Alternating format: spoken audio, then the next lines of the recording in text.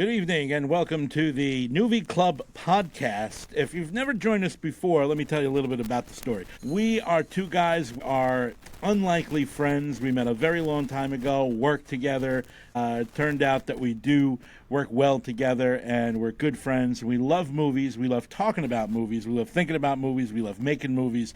But this is not only that. It's not that, but not only that. It's the Nuvee That's right. Club podcast with Sanjay and Big Mike. We talk about a bunch of stuff on the Nuvee Club podcast. This is when the video is supposed to roll. We are experiencing technical difficulties. Please stand by.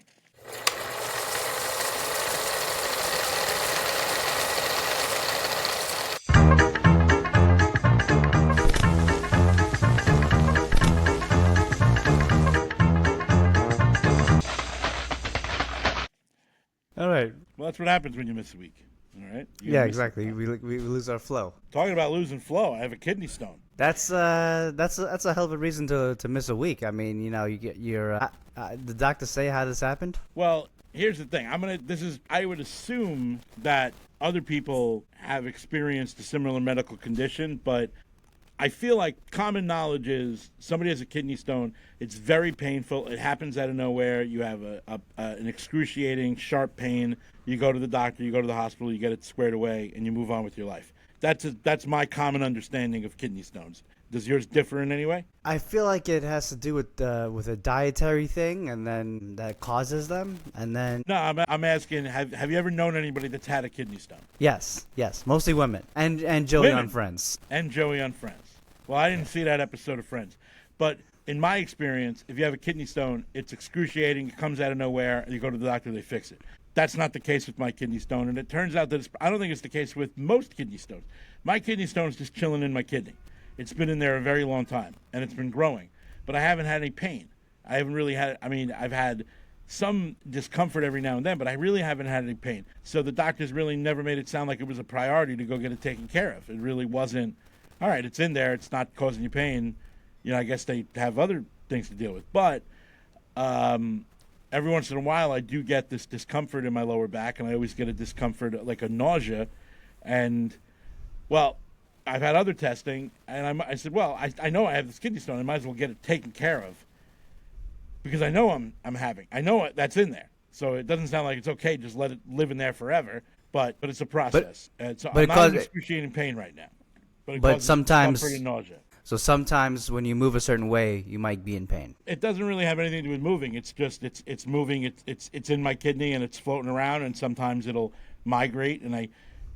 Here's the kicker: it's not even guaranteed that my pain is coming from that. It's not guaranteed that the lower back discomfort or that the nausea has anything to do with it. It could be. I've heard stories that it could be. My doctors seem to think it's not. But I don't know what else to do. And, so it's kind of funky. I might go through all this. I might get this addressed. And I might still have the occasional discomfort and nausea. And it might not have anything to do with this. So Who the hell knows? I don't really know. But anyway, I'm still coming to work every day. And I'm trying to manage it the best that I can. How have you been? Do you have a kidney stone as well? That would be quite I have kidney stones. I've been all right, aside from, just crazy schedules and the Easter hangovers, but other than that, for eggs, I don't know. What do you guys do for Easter? You get together and have a big party?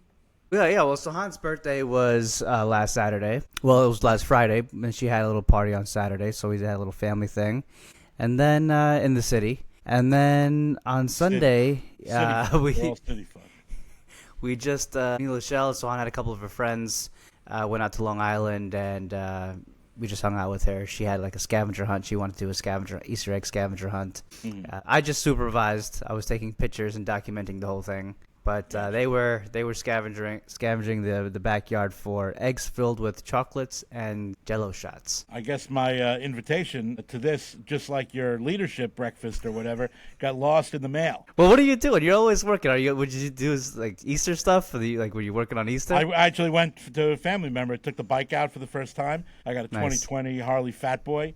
And I took it out on the road on Easter Sunday, and I actually got it today, which is why we're doing the show a little early, so I can get home before it gets just not a lot of rain in the forecast, but it's a possibility. So I want to get home before the rains come. When you're riding the bike, are you HOVing? Or like, are you in the median? Are you crossing between cars and stuff? Are you a safe driver? I'm a safe rider. I will HOV it, especially on a day like today. It's a straight shoot, so you're on the LIE for so long, so why not? I'm not a zigzagger, and I try to do it safely because it's important. But for the riders out there, it's not really about how you're riding. It can be, but really it's about everybody else. So Sure. as my friends at Long Island Abate would say, there's a human being on that machine. So keep your eyes out for bikers as the weather gets warmer. Yeah, but even though I'm still not, I haven't even begun a recuperation because I haven't had any procedures to deal with my issues.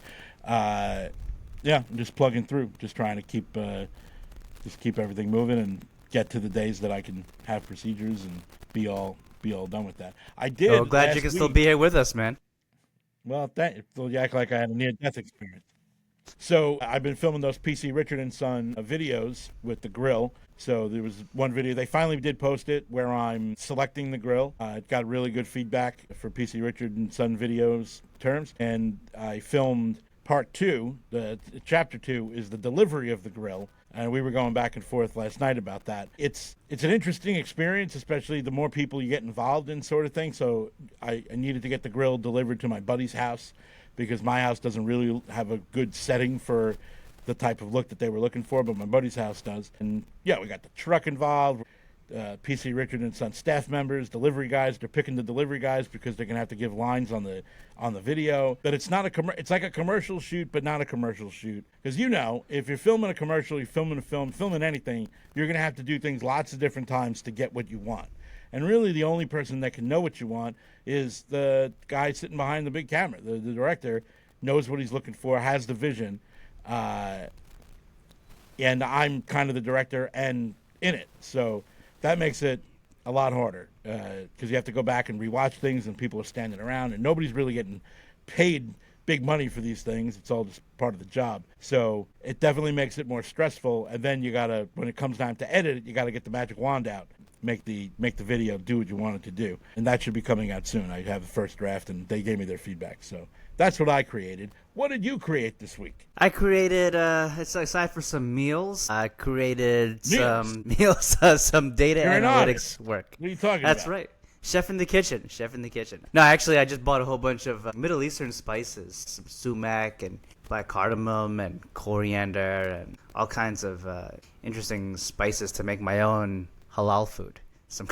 Or flavored food like Middle Eastern food. So maybe the meat's not halal. Attempt at this, or have you been dabbling for a while? No, I mean I use some Middle Eastern spices for some dishes here and there, but never cooked with sumac before. So it'll be the first time I kind of dive into really trying to replicate that street halal cart taste. Make the white sauce, make the turmeric rice soaked in the chicken stock. Do the whole thing, Don't you live in the city? Oh yeah, I can go get it anytime I want. But just go down to the corner and get what you want. I want to try to make it. And every cart is very different. Some carts are not the same. Like I will travel distances, neighborhoods for the right halal cart. And people think that halal guys is good, but halal guys be selling crusty rice, man, crusty stuff. The views and opinions expressed here are not those of anybody that I partner with. Ever. I think we did partner with halal guys at one. I've gotten halal guys for lunch here every once in a while. Once in a while. I don't have a whatchamacallit. I don't have a very discerning palate when it comes to foods that I don't eat very often. And I just don't think I have a discerning palate. To be honest with you, it's in my mouth for so short a time before it's down the hatch. I couldn't even tell you. Sometimes I don't even know if it tastes good or bad. It's give it 1, 2, 3, shoot down the old hatch. Let's talk about the Nuvee Spotlight. Bundle of Sticks. How come you picked Bundle of Sticks as the Nuvee Spotlight? People often ask, what type of films we have on Nuku. What are the Nuvees like? And it's hard to categorize. It's really tough. It's kind of like asking an ice cream shop what kind of flavors you have. Can we talk more about that instead of Bundle of Sticks right now? We have chocolate and vanilla. I mix Rocky Road with peanut butter chocolate ice cream. That's a good combo, Jack. Exactly. You have all the flavors. You can mix them up. That's what we do here at Nuku. And whatever anybody tells you, please, if this is the I hope this isn't the last time we speak, but if it is the last time we speak, please listen to what I'm saying and hear it always, always, always. get your hot fudge and peanut butter sauce on the side. There is no reason to limit your capabilities. There is no reason to limit your options. There is no reason to place limits on your sauce to ice cream distribution. And that is why you should always get hot fudge and peanut butter sauce on the side. Anybody who puts hot fudge or peanut butter sauce or hot fudge and peanut butter sauce directly on their sundae, and if they're going to go traveling, it's not worthy of that cup of ice cream. It's not worthy of a discerning food lover. It's not worthy of a discerning ice cream lover. It's not worthy of America. Sounds like a milkshake. Yeah, well, it will. Hot fudge on your ice cream. If you don't eat it in the first 5 minutes, you are going to have a very thick, chocolatey milkshake, which I'm not against. I'm just saying, I like to control my hot fudge and peanut butter sauce to ice cream ratio, and I do it by getting my hot fudge and peanut butter sauce on the side. And back to bundle of sticks. Oh, bundle of sticks is kind of like, a sundae with hot fudge and peanut butter on the side. It's boy. It's basically some dudes just doing some edgy stuff, man. There's music and there's fight scenes. It's kind of like a Western drama, art house experimental vibes. There's hard rock music. There's heavy metal music. It's just kind of like this mashup of anyone who likes an action film, anybody who likes intense fight scenes, a kind of backyard fight scenes, kind of underground vibe. Bundle of Sticks is a good vibe for you. How long is it? Is it like it's a feature or a short? It's a short. It's like 15 minutes. There you go. So if you don't have your Nuku subscription, you should get it and give it a shot, because you're going to find all types of movies like that.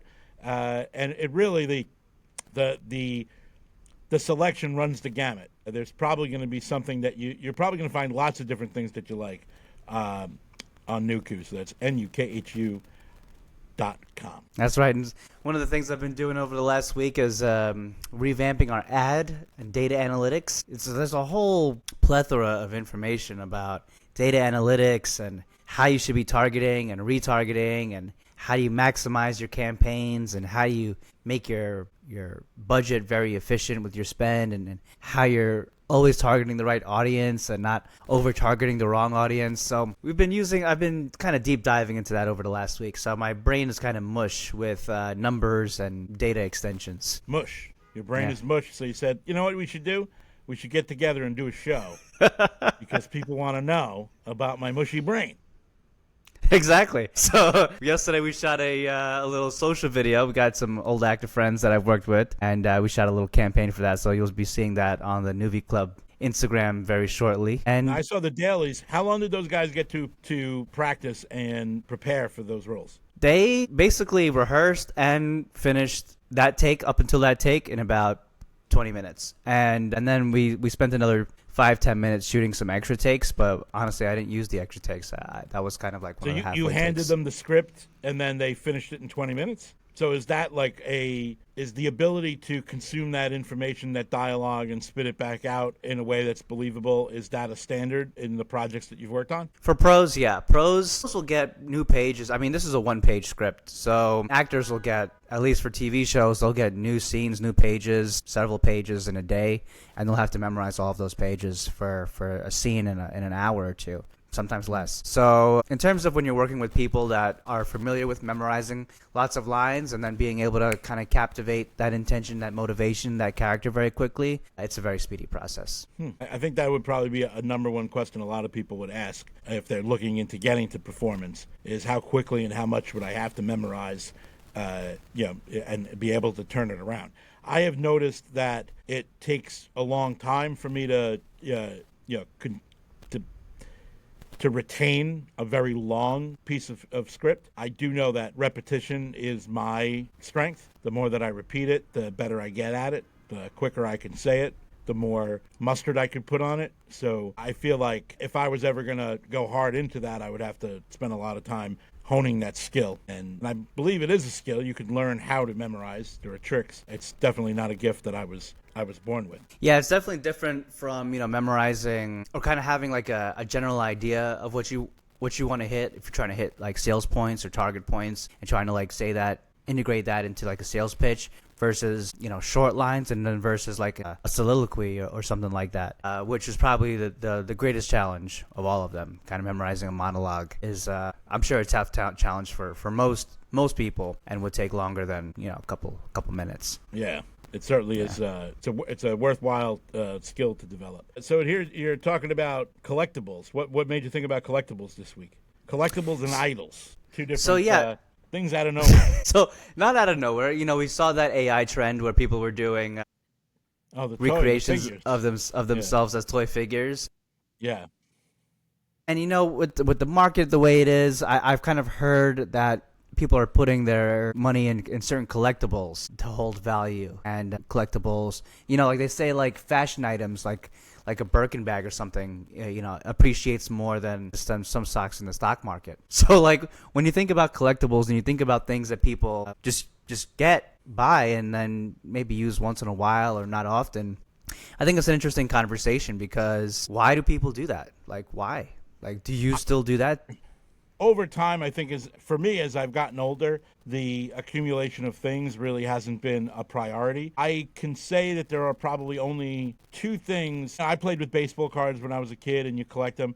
And really, at a very young age, I kind of felt like there's no way I can't collect them all. I'm not a rich person. I don't have nothing but time to dedicate to this endeavor. The people that produce the things that are collectible, they're not going to stop. Obviously, it's a good stream of revenue. So I noticed that with baseball cards. I did it for a while, and then I kind of like fell out of it. And then I got into Star Trek figures. When I was a little kid and I got into Star Trek, there were a couple of different Star Trek figure lines, but then one came out like right at the hottest moment in the Star Trek The Next Generation time, and I got into collecting the figures. And it was a big deal, and I loved it. But even that, I realized after the second or third set that this isn't a worthwhile endeavor because there's too many. And there was always one or two that were very hard to find, and you had to be at the store right when they, a bunch of stuff. And at that point, I didn't even foresee things like eBay where you would just go, all right, yeah, if you have the money, you just go on and buy it.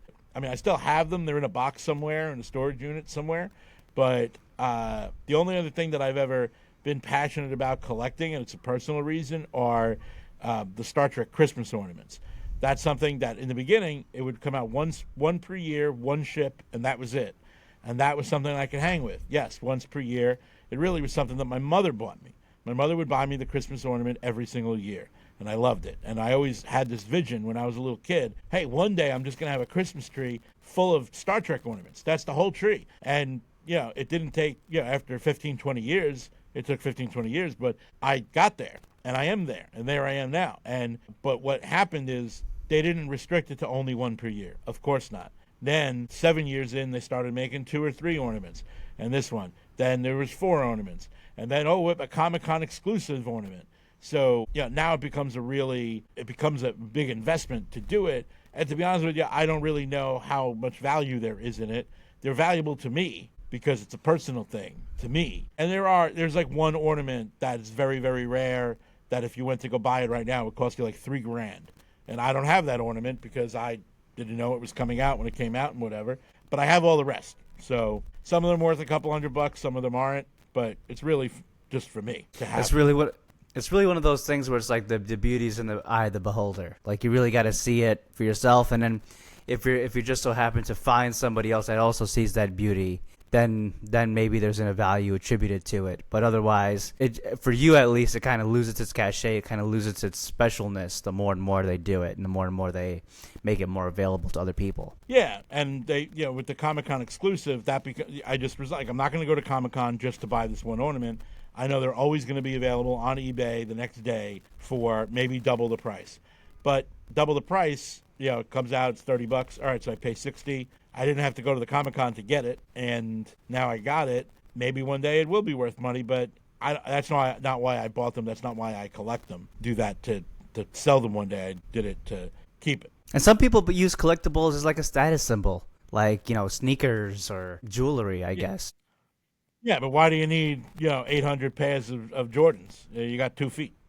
Because you got one with the red top and a blue bottom, and one with a blue top and a red bottom. Yeah, and I realize that is a very big deal. I have friends that collect Jordans, and it's just not something I'm into. It's not something that's not for me. Same way that Star Trek ornaments on the Christmas tree aren't for them. Yeah, I don't know. I guess I like collecting movies.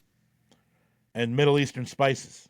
Middle Eastern spices. I got a big spice rack for sure.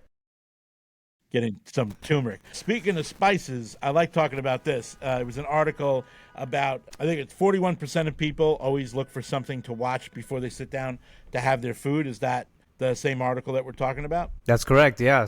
So I know that whenever I'm taking a break from work to go grab a bite to eat, it's usually, and this is usually a very brief break. It's gonna be maybe 15 minutes. I'm still gonna spend like a minute or two of that time browsing the channels and looking for something I could watch for that brief 15 minutes. Absolutely. And this has been my entire life. It's nothing new to me. And I'm trying to think back. So when we were little kids and we would sit down to dinner, yes, there was always a TV on in the back corner. We didn't like sit around and gather around the television and have dinner, at least not every single night. That wasn't the deal. On weekends, yeah, we would break out tray tables and we would sit down and have dinner and watch television. That was something we did. And it is definitely, absolutely, probably the biggest thing that I would say is close to a habit, aside from eating yodels, because that's pretty much a habit too. But watching television, like I mean, now forget about it. Like the advent of being able to watch television on the phone in your car, it's incredible, and it's probably one of the worst thing you could do. It's definitely the worst thing you can do. But yeah, I'm definitely a culprit of it. Who wouldn't want it? All right, I want to watch something and I want to have dinner. I want to have dinner. I want to watch something. Yeah, I don't want to pick up food and drive 25 minutes so the food is cold so I could sit down and watch something. I'll just pull over in the parking lot, eat my dinner. That's the value, the benefit of living alone. There's nobody there to go and have dinner with, so I pull over and I'll watch something on my phone. But I will definitely, absolutely sit down and watch something with every meal. Every meal has a pairing of something to watch and vice versa. In fact, I faced a situation last Saturday. I wanted to get something to eat, but it wasn't really going to be food that would translate well to sitting in the car. So I had this debate with myself. Do I go sit inside the restaurant? Yes. Without anything to watch?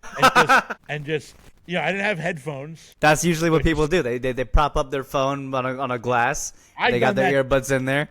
Oh yeah, but I just didn't have the earbuds. I just didn't have it. So it was quite the conundrum. And I did ultimately went into the restaurant. And I said, okay, it's going to be quick. I'm getting a quick thing, just a quick deal. And I was in there for maybe 15 minutes. And yeah, I sat there and ate my food and looked at the wall like a psychopath. And to think that used to be normal behavior. Well, there was always been a thing. Do people go out to restaurants, table service restaurants by themselves? I've never really had a problem doing it. I don't go out of my way to do it. But yeah, it is very uncommon. Normally you're there with somebody so you talk. So you're not just staring at looking at all the one. Yeah, look at that wall. Oh, look at that wall. And now they brought the restaurant. And now they've brought the restaurant into the movie theater entirely. Yeah, so now you can watch a movie. Yeah, and your entire experience can cost over $100. Yeah, that's never been for me. Never really been for me. Now, sometimes in a pinch, yeah, you're doing something, you leave work, you want to see a movie, you haven't had dinner. You don't want dinner to be popcorn and a bunch of crunch, a box of bunch of crunch, and a drink. Right. So maybe you do want something, but I can count on one hand. I could probably think of one or two examples, usually with a girl on a date where we sat and did the dine-in movie deal, and that was it, because that ain't for me, Jack. That ain't for me. That's a hefty date. That's an expensive date. Maybe you get some alcohol. Maybe you get a beer. What? I've been on those dates too, especially at the Alamo Draft House, one of those kind of situations, and they serve alcohol. And you're a couple cocktails in, you're halfway through the film, you're over $100 in the bill, and you're like, "What's going on here?" I don't even know what you're talking about. What's the Alamo Dome? What are you talking about? The Alamo House? You never been to the Alamo Draft House? No. It's a movie theater. It's a chain of theaters that specializes in dine-in theater experience. Really? Yeah. Is there one here on Long Island, or I got to drive to Manhattan? Probably closest one would be in Brooklyn, if you're not familiar with them. Okay.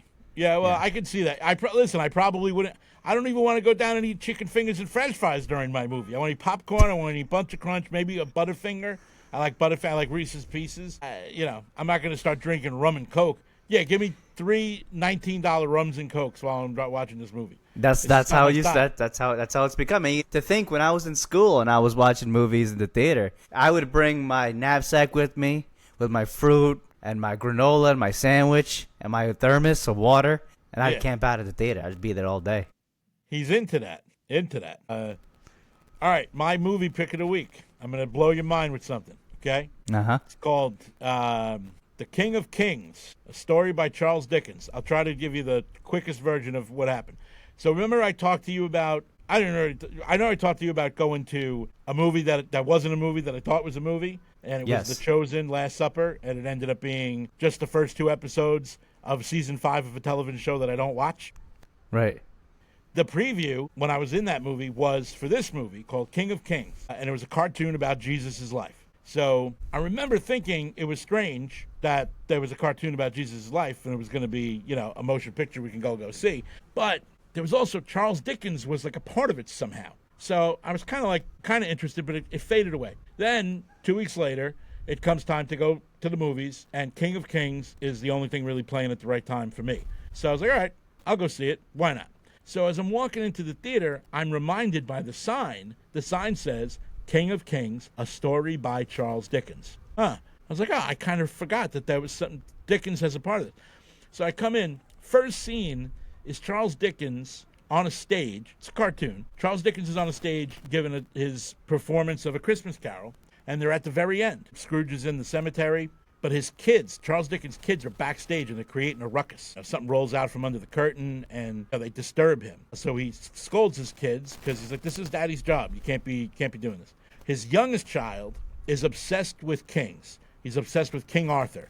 So he's got like a toy sword, and he's running around pretending he's King Arthur, King Arthur, King Arthur, King Arthur. So like, all right. Then the story goes, they're on their way home. The wife says to Dickens, "Hey, since the little one is so enamored with kings, why don't you tell him the story of the King of Kings?" So that's what happens. They get home, and Charles Dickens tells the story of Jesus to his younger kid. I had a very interesting reaction as I was watching this. Because, well, first, give me your reaction as you're listening to me tell this. Seems a little off, like what's going on here, right? Or am I wrong? Very much so, yeah. Okay. So, and I thought that. And I'm a big Charles Dickens guy. I'm a big Christmas guy. Grew up Catholic. I wouldn't call myself devout. I don't go to church every Sunday. So I'm watching this. And my first thought was really kind of like, I was confused I was like, are they crafting this message about Jesus' life through Charles Dickens, like as a means to an end? I was very curious. It's like, I can't, are they trying to make this a contemporary tale and add this thing with Charles Dickens? So anyway, I watched the movie. The movie was fantastic. The movie really was incredible. The movie was very, very, very well done. I was very happy that I had gone and see the movie. I think it's a good movie for people who follow that faith, people who don't follow that faith, people who have no faith at all. I think it was worthwhile. I thought it was well done.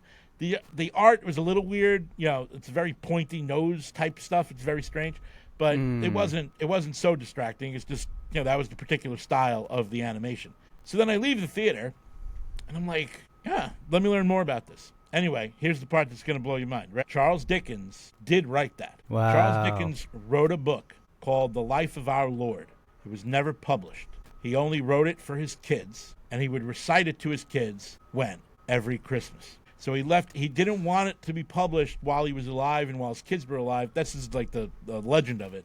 He didn't want it to be published because it was for his family. It was really like, it was a family thing. I want this for my family to tell my kids about the life of But then his youngest child eventually dies, and the widow publishes the book, publishes it in like 1920 or 1930.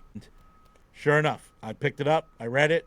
It's word for word, not word for word, but it's essentially the same story that you see in that cartoon, obviously with some dramatic technique.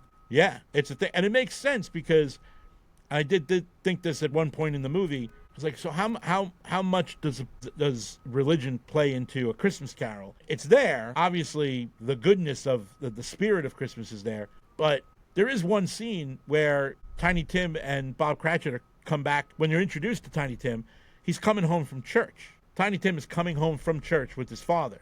And his father, Bob Cratchit, says to his wife, "You'll never believe what Tiny Tim did. He sat in the first row at the church."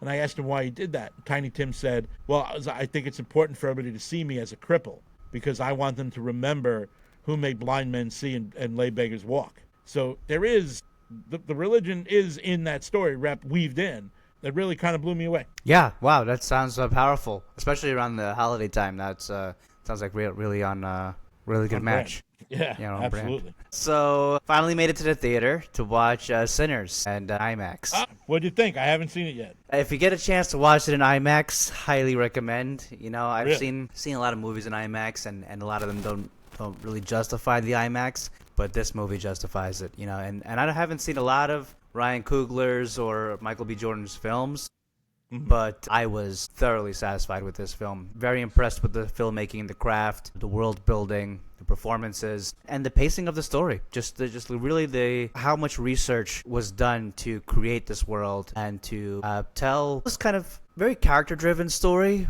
then that just ultimately spins out of control and has a much different meaning and approach towards the end. So I won't spoil anything for you, but it's a good watch. Is it scary? I'm going to be real scared. Do I have to go bring somebody and hold their hand? You know, it's not a scary film in the sense of like a traditional horror, but it's got some eerie moments that might make you jump, sure. All right, yeah. I'm not opposed to that. I'm not opposed to that. But Sinners, yeah, I saw the trailer for it and it definitely caught my attention. Somebody I follow on social media, he was one of the actors in Star Trek. He saw it on like opening night, and I was like, oh, you know, it seemed to have similar movie tastes. So it's definitely on the list to see. I haven't gotten to the theater. I was working all last weekend, so I didn't get a chance to go yet. But Sinners definitely seems like something that's up my alley. Definitely want to see it. So what's next for Sanjay before we wrap it up? What's next is I'm gonna wrap up this data analytics stuff, get this going, and get some halal food in my belly and get some sleep.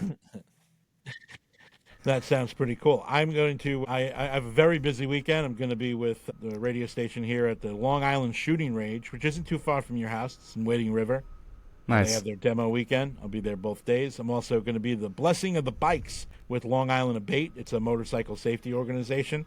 I'll be doing that Sunday morning. So that's why I took the bike to work today, because I like to ride it during the good weather times. I try to ride it every couple of days. It just keeps everything flowing better and make sure your battery's charged and make sure that you feel as comfortable as you can. Because yeah, you don't ride for 4 or 5 months. Yeah, it takes you one ride to get your legs back. Yeah, of course. You gotta get used to that engine. How come you don't ride a motorcycle? Never wanted to ride a motorcycle? You've known No, people no, that no. passed away on motorcycles? Are you scared? Yeah, I like bikes. I mean, I like a bicycle. I ride the city bike around the city, so Hey, you like you'll the always catch. bicycle. Yeah, you'll always catch me on the electric one too. You'll catch me on that. But Those could be No, I more don't know. dangerous than a freaking motorcycle sometimes, because you They think it's can be. safe. But if you're going can 30 be. miles an hour and you fall off, you don't have a helmet on, you're going to be killed. yeah, when I grew up, I was more into the quads, into the ATVs. That was Jet always skis, and boats. and jet skis. Yeah. I do like a good thrill ride, a good motor, but I always stayed away from the bikes, from the motorcycles. I feel like I don't know if it would be helpful or I don't know if it would be how convenient it would be living in the city. I think an electric bike works really well for the city, but I don't know if you need a big, gigantic 1250cc Harley Davidson to roll around Fifth Avenue in traffic. You see them. You see the Yamahas. You see them parked out. They're really great for parking. You can always get a spot for your bike. Just park it between some cars. But then you just better hope that when you get back, it's not Knocked over or exactly gone. or gone, because sometimes the cops will come and they'll just throw it in the back of a trailer, and then all of a sudden you'll see it at the impound. Yeah, that's why I restrict my riding to out in the country. It's country living out here. Country living out here. All right, I think that wraps us up for this week. Anything else for the people? Sanjay Singh from New York City. Now, thanks for joining us. Thanks for being a part of the Nuvee Club, and take care. Take care at home. So for Sanjay Singh and myself, Big Mike Sanjamo, we'll see you next week, hopefully back at our regular time, Wednesdays at 7 p.m. Follow us at Nuvee Club on Instagram, and of course at Nuku on YouTube, and of course NUKHU.com. Have a good week.